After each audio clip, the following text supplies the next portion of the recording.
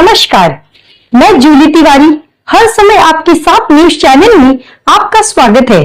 तो चलिए नजर डालते हैं आज के कुछ मुख्य समाचारों पर। प्रभाग क्रमांक 8 में विकास कार्यों का शुभारंभ, बालाजी नगर का भी होगा काया पलट। राजेंद्र वालीकर। क्रमांक 8 में लंबे समय से लंबित मूलभूत सुविधाओं से जुड़े विकास कार्यों का शुभारंभ शिवसेना के नगर सेवक एवं नगर सेविका के हस्तों संपन्न हुआ। कोरोना काल के बाद पहली बार क्षेत्र में बड़े स्तर पर विकास कार्यों की शुरुआत होने से स्थानीय नागरिकों में खुशी और उत्साह का माहौल देखने को मिला। क्षेत्रवासियों का कहना है कि लंबे इंतजार के बाद अब भास्कर नगर में विकास कार्यों को गति मिली है, जिससे नागरिकों की वर्षों पुरानी समस्याओं के समाधान की उम्मीद जगी है। इस अवसर पर सड़क, जल निकासी, प्रकाश व्यवस्था तथा अन्य आवश्यक नागरिक सुविधाओं से जुड़े विभिन्न विकास कार्यों का शुभारंभ किया गया। साथ ही नए लाइट मीटर बिना उचित अनुमति के न लगाए जाए, इस संबंध में भी नागरिकों को जागरूक किया गया। स्थानीय नागरिकों ने नियमों का पालन करने और किसी भी प्रकार की अनियमितता की जानकारी संबंधित विभाग तक पहुंचाने की अपील की है।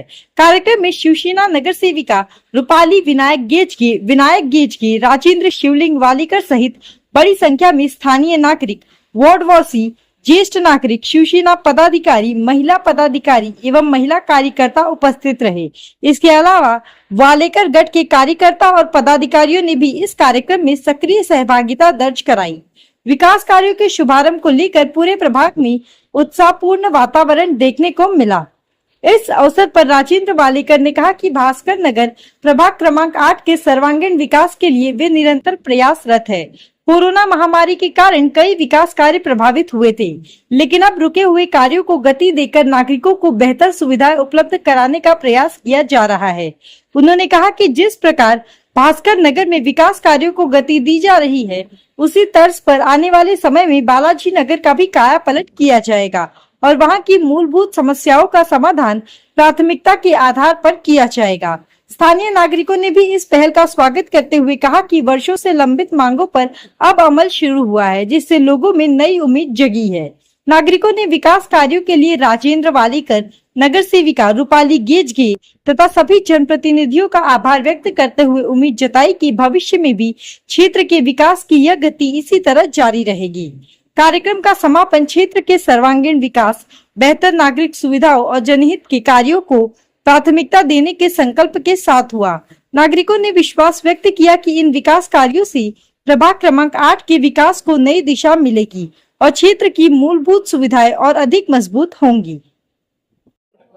गटर, ड्रेनेज आणि पायवाटा तिन्ही पण एकदा आमची कामाची जी पद्धत आहे, आम्ही कुठल्याही नगरपालिकेच्या भरोशावर न बसता भविष्यामध्ये जे काय गटर, पायवाटा आणि ड्रेनेज हे जर एकत्र जर केले आपण, समजा काही वेळेस काय होतं, पायवाटा करतो तर गटर करत नाही, गटर करतो तर पायवाटा करत नाही, तर आम्ही वार्षिक निविदाच्या ह्याच्यातून हे गटाराचं आणि ड्रेनेज आणि पायवाटाचं काम आज हाती घेतलेलं आहे। मला वाटतं कोविडच्या 8 वर्षामध्ये या परिसरामध्ये बिलकुल काम झालेलं नव्हतं आणि इथं पाण्याची समस्या खूप मोठी होती, तर मागे आम्ही पाण्याची लाईन जॉईन करून घेतली आणि मला वाटतं आता इथं पाणी चांगल्या प्रकारे यायला चालू केलं, 2 टाइम पाणी यायला चालू झालेलं आहे।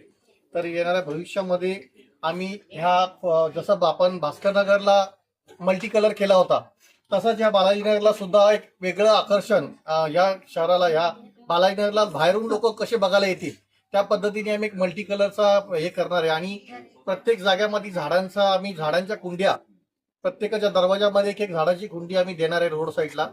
ज्या पद्धतीने परदेशामध्ये ज्या पद्धतीने कलरफुल एरिया असतो, त्या पद्धतीने भविष्यामध्ये आम्ही कलरफुल हा बालाजी नगर जसा भविष्यात मी तिथे बनवला होता ज्या भास्कर नगरला, त्या धर्तीवर आम्ही इथेही काम करणार आहे। तसं शाबीरबाई शेख समाज मंदिर आहे, त्याचंही नूतनीकरण करणार आहे आणि सगळ्यात महत्वाचं आम्ही इथं ओपीडी चालू केलेली आपल्या गावदेवी मंदिरच्या त्या ह्याच्या मागे, गणपती मंदिरच्या पाठीमागे। तर त्या ओपीडीचा लाभ सुद्धा मला वाटतं सर्व नागरिक घेतात। त्याच्यामध्ये तुम्हाला सांगतो बीपी, शुगर, सगळ्या दवा औषध भेटतात फ्री ऑफ कॉस्ट। त्यानंतर आम्ही आता त्याच्यावरती आमच्या या सगळ्या महिलांसाठी शिवण क्लास, मेहंदी क्लास असे ते पण वरच्या फ्लोअरला आम्ही चालू करणार आहे। तेही मला वाटतं सगळं फ्री ऑफ कॉस्टच करणार आहे। आमच्या या बालाजीनगरच्या गोरगरीब नागरिक आहेत या शहरामध्ये, आमच्या बालाजीनगरमध्ये राहतात, तर त्यांचं कसं निर्वाह होईल त्यांना, जेणेकरून त्यांना कसं त्यांना आम्ही कामकाज देऊ शकतो, घरामध्ये बसून ते कसं काम करू शकतात त्या धर्तीवर आम्ही कुठेतरी पुढचा प्लान आखतोय आणि त्याच प्रमाणे आम्ही ह्या समाज मंदिरावर एक मोठी लायब्ररी, म्हणजे ज्या पद्धतीने आज तुम्हाला सांगतो 24 जण भास्कर नगर मध्ये जी मी समाज मंदिर बनवलं होतं तर 24 मुलं पास झाली आणि कुठं चांगल्या लेवलला गेले. कोण इंजिनियर झाला, आता एक जण आता परवाच्या दिवशी 2 जण पास झाले. एक ह्याच्यामध्ये गेला, नेटमध्ये गेला आणि एक ह्याच्यामध्ये मला वाटतं SRP ह्याच्यामध्ये गेला. असे 24 मुलं तिथून पास झाले. त्याच धर्तीवर आता इथेही आम्ही मोठं लायब्ररी आम्ही खोलतोय, कारण का हा परिसर पूर्ण गोरगरीब लोकांचा परिसर असल्यामुळं ह्या लोकांना घरामध्ये तुम्ही बघत असाल घरांची छप्पर खाली आहे, तर त्यांना कसा अभ्यास करता येईल तर सर्व समाजाच्या लोकांना अभ्यास आम्ही करण्याचा तिथं मानस ठेवलेला आहे. दादा अलीकडेच मी माझ्या नागरिकांना सगळ्यांना सांगाल का आपल्याला जर कोण बळजबरी मीटर लावायला आलं तर आम्हाला आवाज द्या, आम्ही तुमच्यासाठी धावून येऊ. नियमानुसार त्यांना कुठेही बळजबरी करता येणार नाही. आमचे हे मीटर जुने मीटर काढून नवीन मीटर लावू शकत नाहीये, त्याचा कुठलाही GR नाहीये. तर त्या दृष्टिकोनातून मी नागरिकांनाही सांगेल का कोण तुम्हाला बळजबरी करत असाल आपल्या वाडापुरतं मी तुम्हाला सांगतोय तर मी तुमच्यासाठी अर्ध्या रात्री धावून येईन आणि इथं कोणालाही बळजबरी अडाणी मीटर लावून देणार नाही. तो आज के लिए बस इतना ही। कल फिर मिलेंगे इसी समय इसी चैनल पर। तब तक के लिए मुझे दीजिए इजाजत। धन्यवाद।